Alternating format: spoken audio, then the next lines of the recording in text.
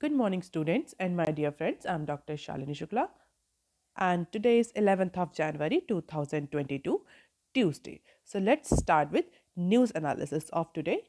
Motivation of the day is we are what we repeatedly do. Excellence then is not an act but a habit. In today's discussion, we are going to cover these articles. So let's start with article number 1 given on page number 1. Government set to allow 20% FDI in LIC ahead of listing. Just like public sector bank privatization, now center has decided to allow at least 20% foreign direct investment in LIC. और जैसा कि हम सभी जानते हैं कि LIC का भी IPO आने वाला है, तो डेफिनेटली गवर्नमेंट बहुत सारे चेंजेस ला रही है LIC में। कई बार हम और कंटिन्यूसली हम न्यूज़ एनालिसिस में डिस्कस भी कर चुके हैं। This time government has decided कि LIC में 20% का फॉरेन डायरेक्ट इन्वेस्टमेंट अलाउ होगा। Mind it student, this is one of the very important insurance sector. What is the general rule of foreign direct investment in case of insurance? कितना percent insurance sector में FDI allow है? आप मुझे comment section में लिखकर बताइएगा। फिलहाल के लिए LIC के केस में 20% FDI गवर्नमेंट ने अलाउ कर दी है। एंड डेफिनेटली अगर LIC में 20% की FDI अलाउ करी है तो there is a need to amend certain act. So this is expected through amendment in the foreign exchange management act, that is FEMA। तो LIC की पब्लिक लिस्टिंग से पहले गवर्नमेंट ऑफ इंडिया फेमा में change करेगी just to allow the foreign investors to invest into LIC public listing. और सारी policy के लिए फॉरेन डायरेक्ट इन्वेस्टमेंट को फैसिलिटेट करने के लिए जितने भी डिपार्टमेंट कंसर्न है, कौन कौन से department? Department of financial services, department of investment and public asset management, that is DIPAM, have finalized the final plan to amend the FDI policy in consultation with Department for Promotion of Industry and Internal Trade. So all these three departments are in continuous negotiation just to amend the FDI policy through FEMA. And one of the very important change that these departments are actually planning is the change that include allowing FD in body corporates. Remember, LIC is a corporation. LIC is not purely privatized or purely public body. It's a corporation. और corporation terminology की वजह से LIC में बहुत सारे changes लाए गए in order to facilitate this public listing. और इसीलिए जो FDI पॉलिसी में चेंज ला रहे हैं तीनों डिपार्टमेंट, जो फाइनलाइज कर रहे हैं चेंज, उसके तहत भी जो बॉडी कॉरपोरेट्स हैं उनमें FDI को अलाउ करने का चेंज जो है वो एक सिग्निफिकेंट change है. So changes will include the allowing FDI in body corporates, as the current FDI policy allow foreign investment only in companies, not in corporations.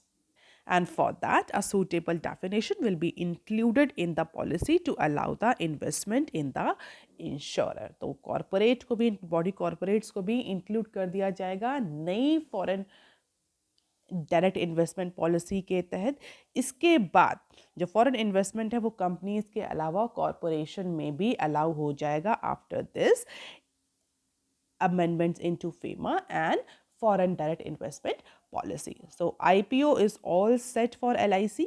बहुत सारे चेंजेस के बाद अब FDI पॉलिसी में भी चेंज लाया जा रहा है और इसका सीधा रीज़न यही है, गवर्नमेंट चाहती है कि LIC के IPO आने से पहले जितने भी जो रिक्वायर्ड चेंजेस हैं वो किए जा सके, जिससे कि एक अच्छा ऑफर, एक अच्छा ट्रेड ऑफ गवर्नमेंट को मिले, वैल्यूएशन अच्छा हो जो शेयर्स आए LIC के। अभी जो करंट स्टेटस की अगर हम बात करें तो LIC act prescribe only 5% of non government share holdings, और ये 20% तक अलाउ होने के बाद, यानी FDI 20% तक अलाउ हो सकता है, तो डेफिनेटली जो कैप है 5% की ये भी रिमूव हो जाएगी। अब देख लेते हैं article number 2, that is given on page number 1. Nifty 50 firms net profit seen rising 25% in quarter 3. So the street is betting on another quarter of strong earning growth from India's top listed companies. Financial year 22 2022 की quarter 3 की earnings का data release होना शुरू हो गया और उसके according India की जो टॉप लिस्टेड कंपनी है metal, mining, oil and gas, banking, financial services and insurance companies जो इंश्योरेंस सेक्टर से बिलोंग करती हैं, they are registering the huge profit, approximately 25% increase in the profit of top listed companies can be seen. तो metal, mining, oil gas, banking, financial services, insurance, इन सारे sectors की companies ने 25% तक का प्रॉफिट रजिस्टर किया है as per the street data. लेकिन अगर मैन्युफैक्चरिंग सेक्टर की बात करी जाए, कंज्यूमर गुड्स कंपनीज की बात करी जाए, तो इस सेक्टर से बिलोंग करने वाले जो टॉप कंपनीज हैं, they are expecting to face another quarter of margin contraction and decline in earning. तो मैन्युफैक्चरिंग और कंज्यूमर गुड सेक्टर की जो कंपनीज हैं, दे आर एक्सेप्शन। उनके केस में अभी भी जो अर्निंग्स हैं वो डिक्लाइन हो रही हैं। इट मीन्स क्वार्टर 3 की अर्निंग्स भी डिक्लाइन हो रही है और ऐसा एंटिसिपेट किया जा रहा है बहुत ज़्यादा इम्प्रूवमेंट क्वार्टर 4 में भी देखने को नहीं मिलेगा। क्यों? क्योंकि ओमिक्रॉन के फेयर की वजह से अब बहुत सारे जो क्रेडिट रेटिंग एजेंसीज हैं उन्होंने इंडिया के जीडीपी को लेकर फोरकास्टिंग जो है वो रिड्यूस करना शुरू कर दिया, जिसका सीधा इम्पैक्ट हमें इन्वेस्टमेंट, डिमांड और प्रोडक्शन में देखने को मिलेगा। और जहाँ तक इन तीनों या सारे पैरामीटर्स की बात है, उसका सीधा डायरेक्ट इम्पैक्ट हमें मैन्युफैक्चरिंग और कंज्यूमर गुड्स कंपनीज पर देखने को मिलता है। तो क्वार्टर 3 के रिजल्ट्स भी बहुत ज़्यादा अप्रिशिएटिंग नहीं रहे इस केस में, और क्वार्टर 4 को भी लेकर के बहुत ज़्यादा पॉजिटिविटी नहीं मिल रही है। अगर हम बात करें आईटी सर्विसेज के एक्सपोर्टर्स की, तो Tata consultancy, Infosys, Wipro are likely to maintain their growth momentum. लेकिन ग्रोथ के अलावा अगर देखा जाए तो ऑपरेटिंग एक्सपेंसेस आईटी सेक्टर में बढ़े हैं, जिसकी वजह से इनका भी मार्जिन डिक्लाइन देखने को मिल रहा है। तो जो मार्जिन डिक्लाइन है वो रेवेन्यू ग्रोथ के कंपैरिजन में ज़्यादा है as per the operating increased operating expenses. तो हम ये कह सकते हैं कि आईटी कंपनीज जो हैं उनकी परफॉर्मेंस तो अच्छी रही है, बट उनके जो ऑपरेटिंग और अदर एक्सपेंसेस हैं उसकी वजह से उनका भी मार्जिन डिक्लाइन हो रहा है। According to the brokerage estimates, the Nifty 50 firms combined net profit is expected to rise 24.9% year on year basis. तो क्वार्टर 3 में अप्रॉक्सीमेटली इतना इंक्रीज देखने को मिलेगा पिछले साल के कंपैरिजन में। और अगर नंबर्स की बात करें तो 1.5 ट्रिलियन, अप्रॉक्सीमेटली 1.5 ट्रिलियन का प्रॉफिट अर्न करते हुए दिखेंगे companies for quarter 3, and that is marginally down from all time quarterly high net profit that was approximately 1.54 trillion in quarter 2 of financial year 22। तो बहुत ज़्यादा इंक्रीज पिछले क्वार्टर के comparison में देखने को नहीं मिल रहा है क्वार्टर 3 के रिजल्ट में, बट हाँ पिछले साल के कंपैरिजन में, अगर पिछले साल का यानी फाइनेंशियल ईयर 21 का क्वार्टर 3 का देखें तो उसके कंपैरिजन में अप्रॉक्सीमेटली 25% का इंक्रीज देखने को मिल रहा है क्वार्टर 3 के रिजल्ट्स में। और बैंकिंग और फाइनेंशियल जो कंपनीज हैं उनकी परफॉर्मेंस भी अच्छी रही और उनकी सेल्स भी अच्छी रजिस्टर हुई as per the recent data, and this is the Indian INC performance tracker trend in quarterly net sales growth and trend in quarterly net profit. So this is the data about net sale and this is the data about net profit. You can just have the glimpse of it, no need to remember it. This blue line indicates all Nifty 50 firms and this red line indicates a cyclical trend, average trend generally we call it. And because of this quarter 3 earning, there is another news that is given on page number 10. Investor optimism on quarter 3 earning propels indices. So page number 10 of Business Standard has covered this news. As per this news, the benchmark indices gained amidst the hope that companies will post robust earning for quarter 3 of financial year 23 at the result season kicked off this week. तो quarter 3 की earning जैसे मैंने पहले discuss किया 25% increase होती दिख रही पिछले साल की ईयर ऑन ईयर बेसिस के कंपैरिजन में। हालांकि क्वार्टर के अगर देखें तो क्वार्टर 2 के कंपैरिजन में बहुत ज़्यादा इंक्रीज नहीं है प्रॉफिट रिपोर्टिंग में, लेकिन फिर भी there is a investor optimism on quarter 3 earnings और उसी investor optimism की वजह से investors are quite optimistic कि quarter 3 के results आप companies report करेंगी और अगर अच्छे result report करेंगी तो quarter 4 में भी एक अच्छा performance stock market का या indices का देखने को मिलेगा और इसी optimism की वजह से जो benchmark indices हैं they are hitting the new records. The benchmark Nifty closed the session above the 18,000 mark for the first time since November 15. तो 1.07% का इंक्रीज निफ्टी ने रजिस्टर किया. इसी तरह सेंसेक्स ने भी 1.09% का इंक्रीज रजिस्टर किया बिकॉज ऑफ दिस ऑप्टिमिज्म, जो कि इन्वेस्टर एंटिसिपेट कर रहे हैं कि क्वार्टर 3 के जो रिजल्ट्स हैं वो बहुत अच्छे आएंगे क्योंकि it's a time for companies to report their quarter 3 results as I discussed in the previous news. So analysts are expecting strong earnings from the initial batch of companies this week. हालांकि अगर बात करी जाए US के 10-year bond yield की, so the US 10-year bond yields appreciation and strengthening dollars are few factors that are likely headwinds for the equity markets. However, investors will also keenly monitor the US inflation number. So apart from the earnings that are being reported by Indian companies, US 10 years bond yield, US inflation number, strengthening dollar, all these are the factors that might have impact on the indices as of now. Although amid all these conditions, Nifty and Sensex are hitting the new records. Now let us look into the article number 3 that is given on page number 6. Rupee gains on jobs data, bonds down on rate hike agenda. अगर currency market की बात करी जाए तो rupee is strengthening against the US dollar. As per the current trend, Indian rupee is getting more strength in comparison to the US dollar while the bond prices weaken on Monday. तो जिस तरह से US inflation number, dollar bond yield rates are fluctuating, all these are actually leading to the different consideration. Index के जो Indian rupees है that is strengthening against the US dollar while the bond prices in the Indian bond market is actually getting weakened on Monday. And all these factors are leading the different consideration.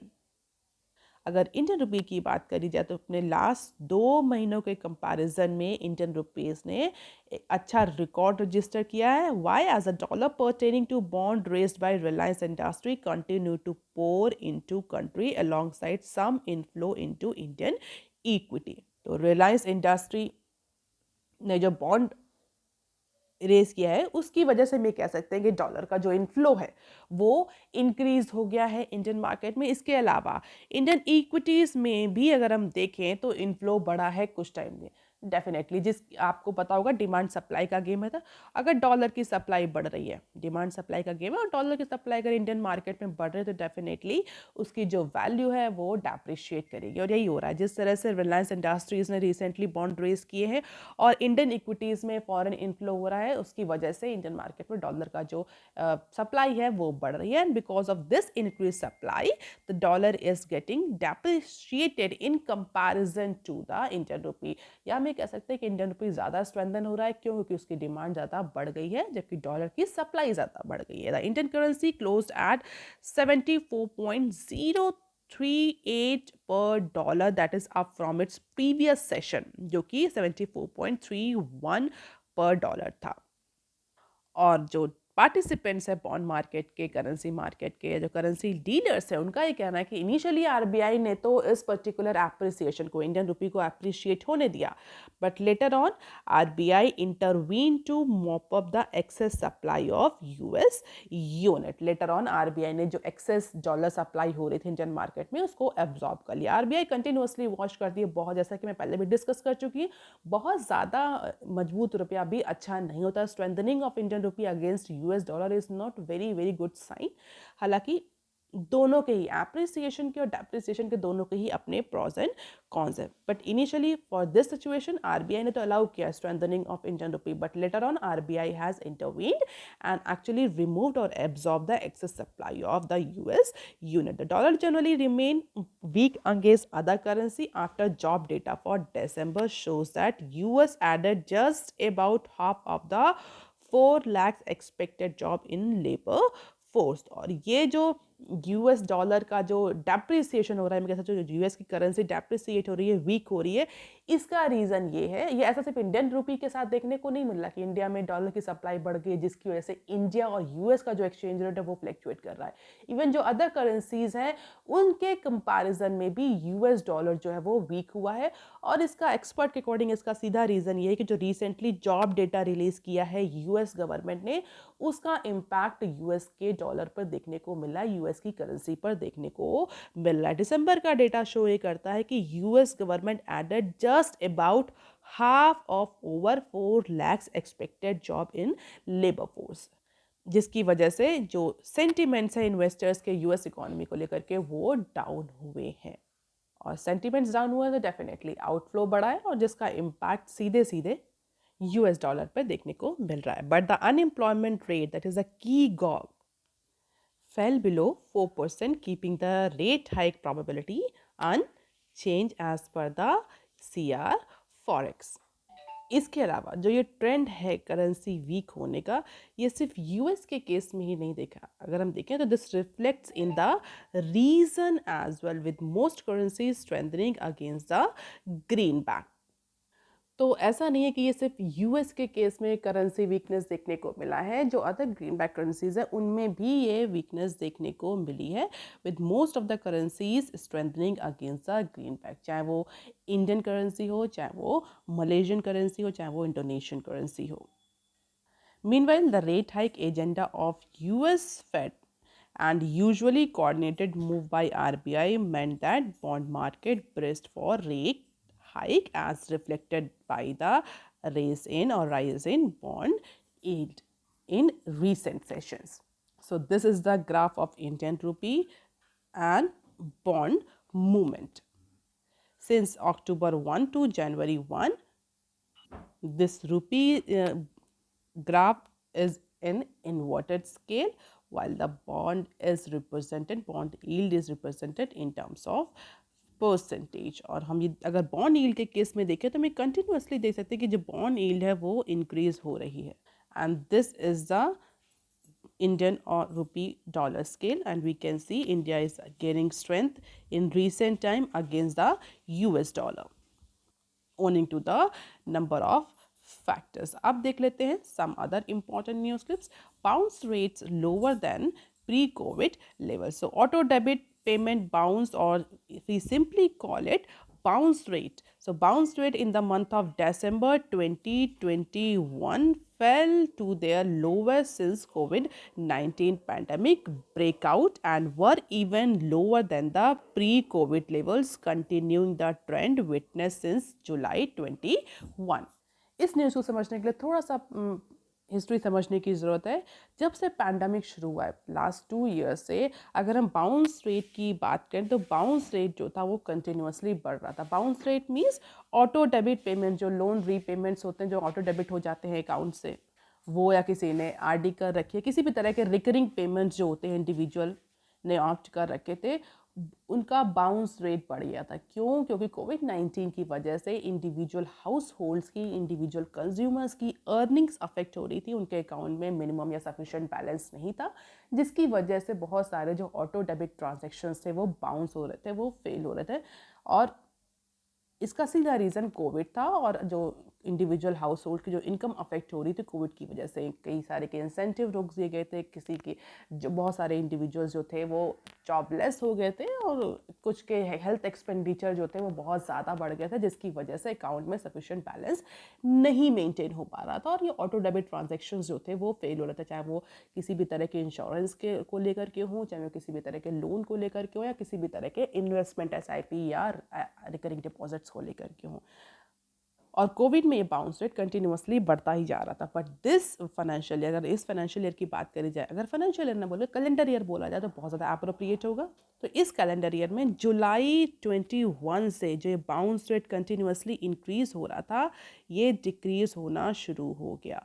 और कहीं ना कहीं ये decrease bounce rate ये indicate कर रहा था कि now economy is recovering. Why? Individuals are having sufficient income at their hand, they have sufficient balance into their accounts, and that is why there is a less bounce rate, there is a less transaction failure rate. तो जुलाई 2021 से जो bounce rate decrease होना शुरू हुआ था Covid के duration में, that trend is still continue. और रीसेंट जो दिसंबर 2021 का डेटा है उसके according auto debit payment bounces or bounce rate in December fell to their lowest. COVID-19 के पहले का जो बाउंस रेट था उससे भी नीचे आ गया है. And according to the National Automated Clearing House, that is NACH data, in December the bounce rate in volume terms stood at 30%, and in value terms it stood at 24.4%, and this is lowest since September 2019. तो यानी pre Covid से भी अब नीचे आ गया है bounce rate, and definitely indicates a good third quarters for banks on asset quality front as collection efficiency improves further, a continuation of trend witnessed in the second quarter as well, and it is anticipated that it will continue in third and fourth quarter as well. The bounce rate जो है वो pre covid level तक reduce हो चुका है. अब देख लेते हैं next clip. Citi cuts financial year 22 GDP growth forecast to 9%. जैसा कि हमने डिस्कस किया था कि अब जो क्रेडिट रेटिंग एजेंसीज हैं they have started decreasing the और स्लैशिंग द और revising the GDP forecast for Indian economy.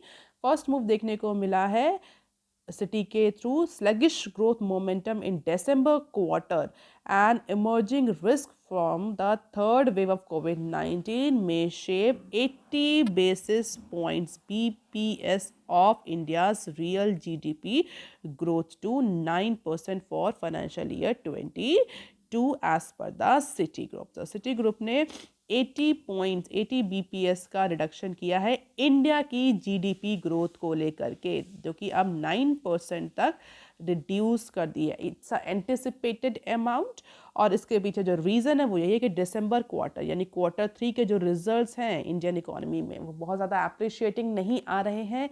इसके अलावा ओमिक्रॉन का जिस तरह से फेयर हो रहा है, जिस तरह से केसेस बढ़ रहे हैं, all these are going to impact the demand, consumption expenditure and economic activities. और उन्हीं को कंसिडर करते हुए सिटी ग्रुप ने इंडिया की जो ग्रोथ फोरकास्ट है उसको 80 BPS स्लैश कर दिया है और 9% तक रिड्यूस कर दिया है. बट कहीं ना कहीं इस बात को भी सिटी ग्रुप ने एक्नॉलेज किया है कि इस थर्ड वेव का इम्पैक्ट क्वार्टर 4 पर उतना देखने को नहीं मिलेगा जितना कि हमने फर्स्ट और सेकेंड वेव में देखा है. इसका इम्पैक्ट इतना नहीं रहेगा, but yes there will be the impact of third wave on quarter 4 results, and owing to this Citigroup has slashed down India's GDP forecast. Now let us look into the next clip. Let's target to create 75 more unicorns by 2020 and Goel.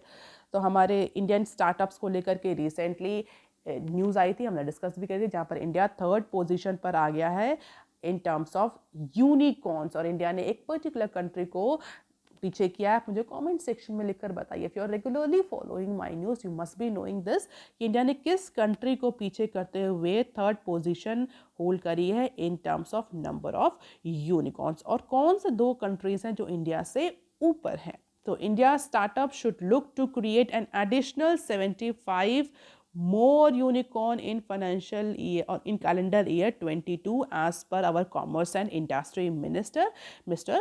Piyush Goyal. तो mister Piyush Goyal ने Monday को retreat किया और कहा India ने अपनी position को strengthen किया है यूनिकॉर्न के नंबर्स में, यूनिकॉर्न के इंडेक्सिंग में, और अभी और ज़रूरत है इंडिया को कि अपनी पोजीशन को और स्ट्रेंथन करें.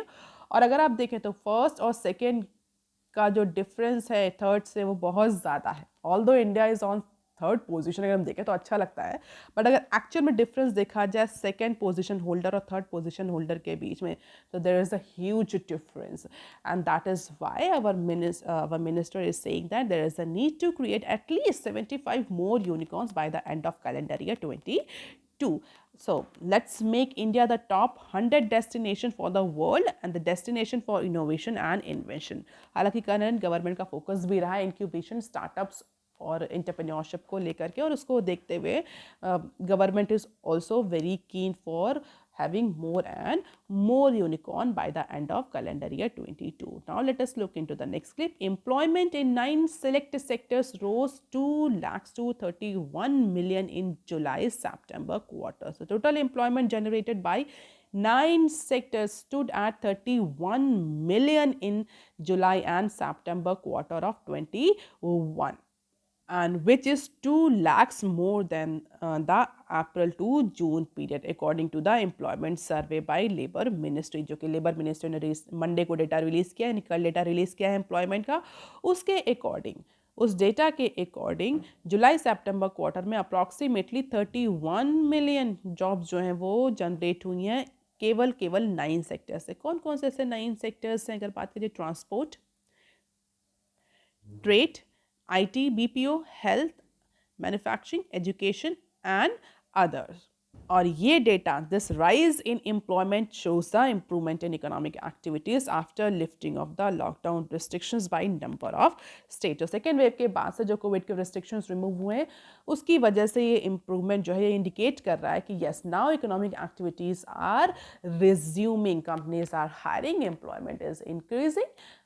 And why companies are hiring? Because they are producing. Why companies are producing? Because there is demand. There is demand in the market, and why there is demand? People are earning. So this cycle, this virtuous cycle again started, and employment status is increasing. Apart from it, certain key points are nearly 90% of establishments have been estimated to work less than 100 workers during COVID, and overall percentage of female workers stood at 32.1.